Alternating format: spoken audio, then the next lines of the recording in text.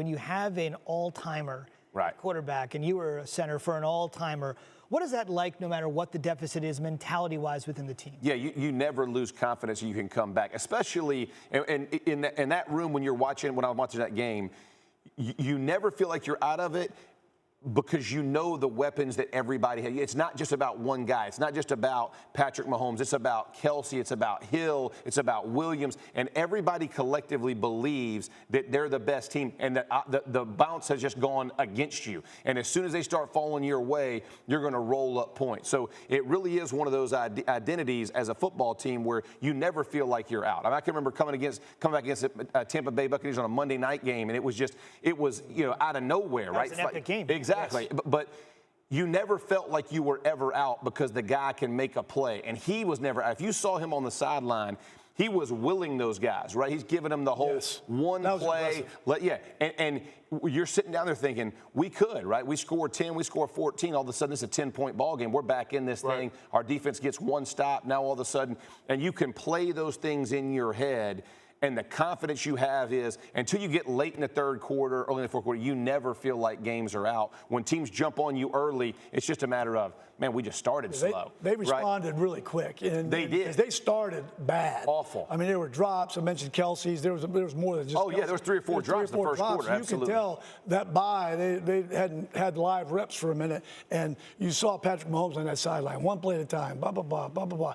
And then they had the confidence and they had the talent to be able to come back in a game like that. And here's a thing that will go kind of under the radar. Patrick Mahomes' ability to scramble. I think he had 50 or 60 yards rushing. But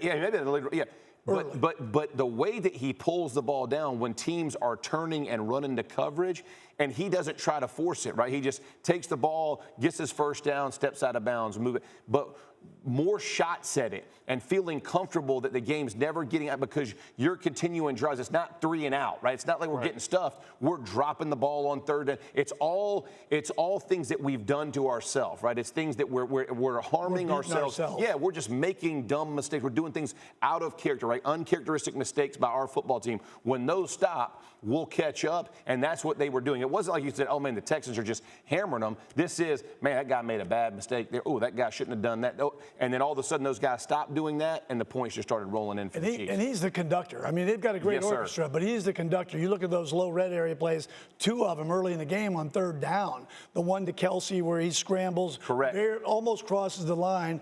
I mean, drags that's his a tremendous athletic play by the quarterback, Patrick Mahomes. Let me ask you about this standpoint of the game as it relates to that Kansas City defense, because, I mean, they got jabbed and punched in the mouth really quickly early because they're down 21-0. But then after that, what they did defensively to keep Deshaun Watson on the sideline and allow that Chiefs offense to get the lead and win the game, what did it say about the defensive side of the ball for KC? Well, I think Steve Spagnuolo's done a tremendous job, and they started slow. I'm talking about on defense as a group, and then they just got better and better and better. And really a concerning thing for me was when I saw Chris Jones inactive for this game. I was concerned about that because, in my opinion, he's their best player on defense.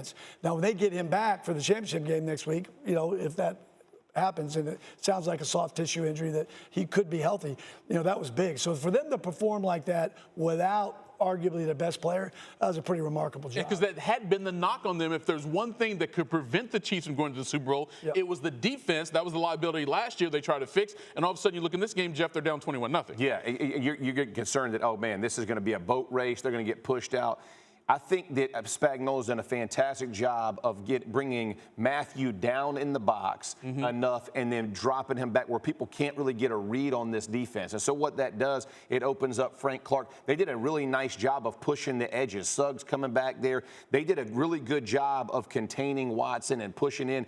Without Chris Jones, you didn't get a ton. You still got decent pressure in the middle, but not a ton. Now you add Jones in on that. Quarterbacks are going to have to be concerned.